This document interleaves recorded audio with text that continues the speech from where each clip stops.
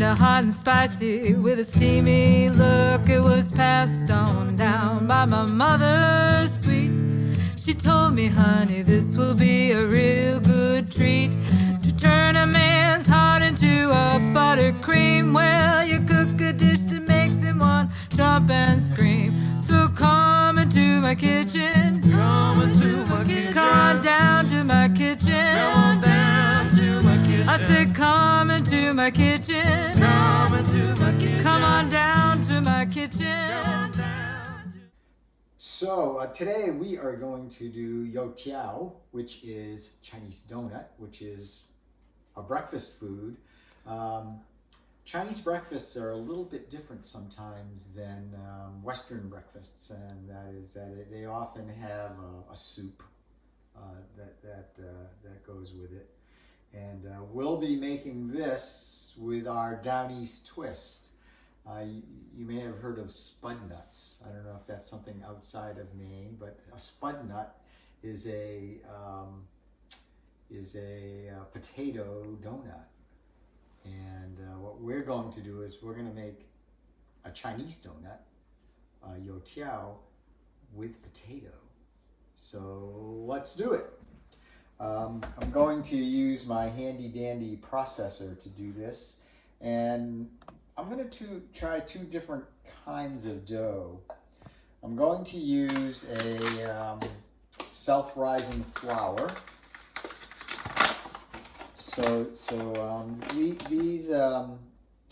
These doughs will not use yeast.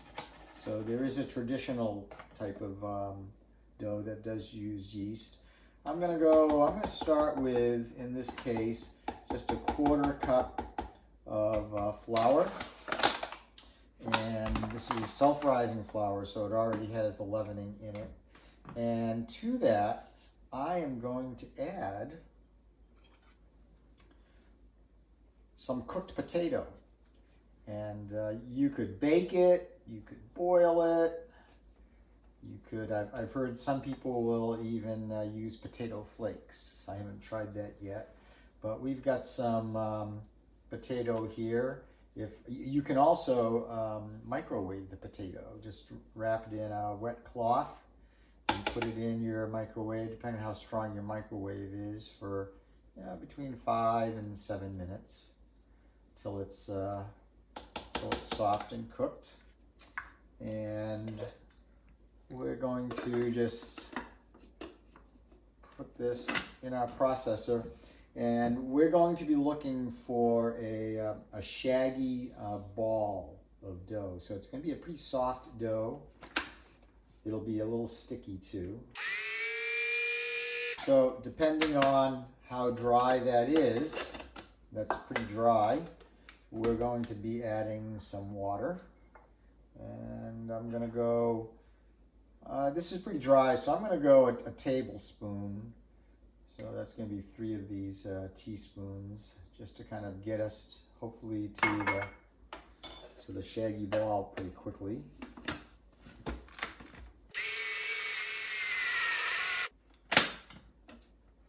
And there we have a ball. And it's pretty shaggy. It's a little bit sticky, which is great. So I'm going to take some flour here. And let's get the rest of this.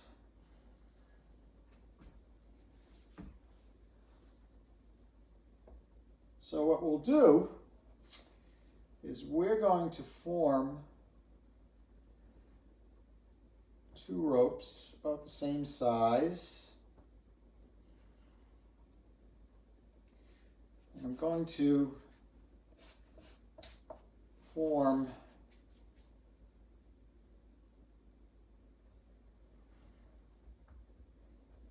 just 2 ropes.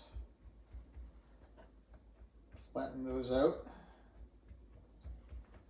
So it's a nice soft dough. So we all know the reason that there's holes in donuts is that if there's no hole, the center of the donut, if it's just a round disc, will will not cook.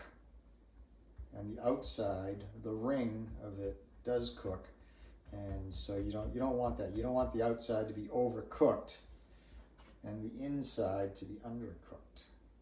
And the way the Chinese donut accomplishes this is what you'll do is we'll pile these two on top of one another, and then we'll take a chopstick or another stick and we'll press down so those are pushed together.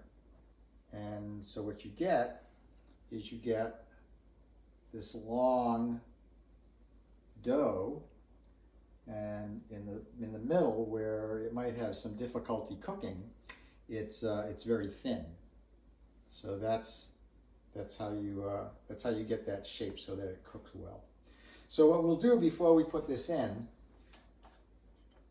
our oil is we will place a wooden chopstick. This won't work with a plastic chopstick. We're going to put that in, and we want bubbles to just slowly come out, and that is, interestingly enough, it's a little bit slower. There we go. That didn't take long for that to happen. So I'm going to put that on low. What's nice about this is we always, our first donut is an experiment, so we get to eat it. So what we'll do is we'll take our formed Chinese donut and we'll just put that right in, and that will start bubbling right away. That's what we want. And it puffs up.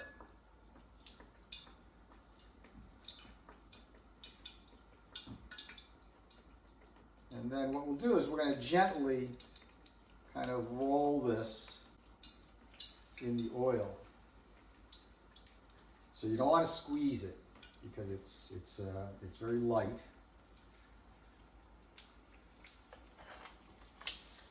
You don't want the oil to be too hot, because what will happen is that the outside will cook, very quickly, but the inside, if you try to cook it too quickly, the outside will cook too fast and the inside won't cook.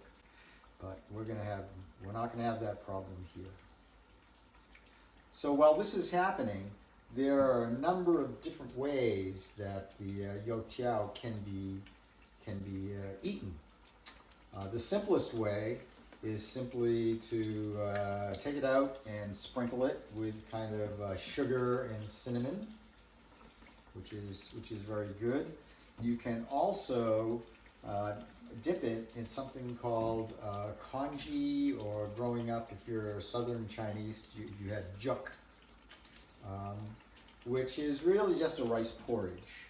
And to make juk, at least in our house, what would happen is my mom would have leftover rice, and she would pour in some, chicken broth or beef broth or leftover soup broth, and it'd be like probably between 7 and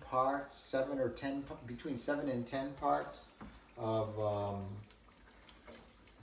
the broth to 1 part of the rice. And we use Chinese long grain rice. Jasmine rice works well. The short grain Japanese rice works well. I think the only rice that doesn't work well would be basmati rice. It doesn't have much starch, and it doesn't break down and kind of pop open like the regular long grain white rices do. But here's a donut, and I think what I am going to do, well, first I'm going to cut into this just so we can see a cross section. This seems to have puffed up pretty nicely. Yeah. So there you go. The inside is cooked. That's still pretty hot. So let's do. We're gonna try this couple different ways, so I might as well try cutting this up. So let's do a really kind of the basic sugar and cinnamon. These are mixed together. There we go. So there's one there. And the juk. And in this is there's little bits of beef brisket that we had left over. So that just gives a little bit of flavor. And I also chopped up some Chinese sausage to go in there, in with the soup broth. So we'll just, I'll put that right there for now. And another thing that we can do, and this gives it another down east kind of a flavor, is we've got some traditional is warm soy milk. And in this instance, it's a warm sweetened soy milk. So traditionally they might sweeten it with some sugar or honey.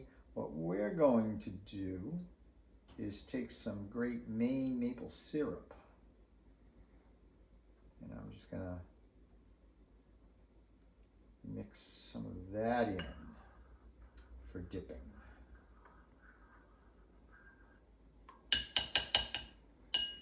And I think I've got our different ways that we can eat it together. So I'm gonna try this basic one first. So this is the cinnamon.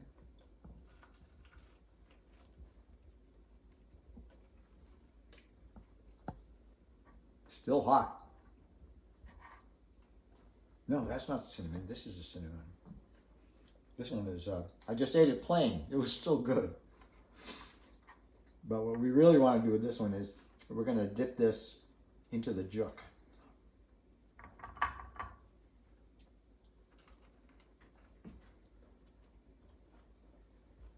Very savory. Cleanse my palate.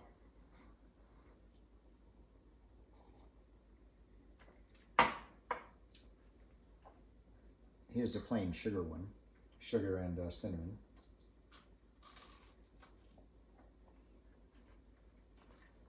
It's like a donut. And then, there we go. Here's our maple syrup and soy milk.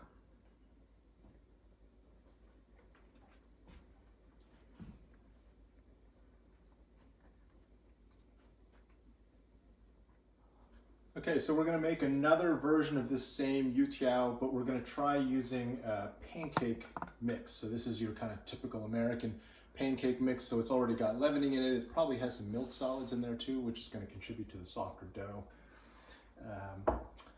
Another thing that I think is interesting about this down east version with the potato flour, there's a bagel shop nearby, Frosty's, oldest bagel shop in the state of Maine. It's in downtown Brunswick. They're pretty famous for what they call the Frosty's twist. So it's almost a Youtiao looking donut that is also a potato flour based donut. So it is extra soft. So that potato, for those of you who are bread bakers, know that when you start adding potato into a dough, it definitely gets a softer feel to it. I think it's partly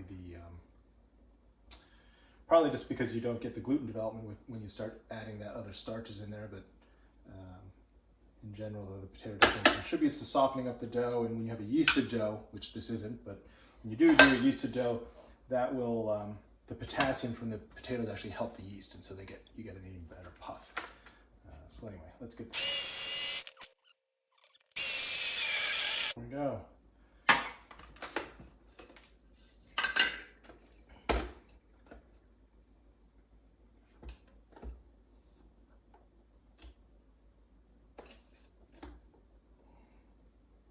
Okay, so we've got our dough. This is a bit sticky, but that's all right. I've already got some bench flour here, so that'll help me a bit. And as we did before, we're gonna try by just making a couple different long ropes and flatten them out. There's one, and then another one.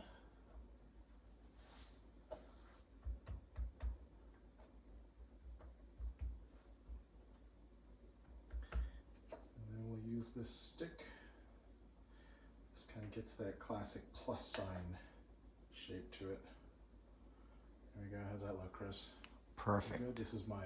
This is actually the first time I've made one of these. There we go. All right. So anyway, let me give this a try. I'm gonna try the soy milk. This is how I always had these. The few times we would venture into San Francisco's Chinatown as a kid on a weekend and find these. It was usually with the soy milk, the sweetened soy milk. Good. Hot.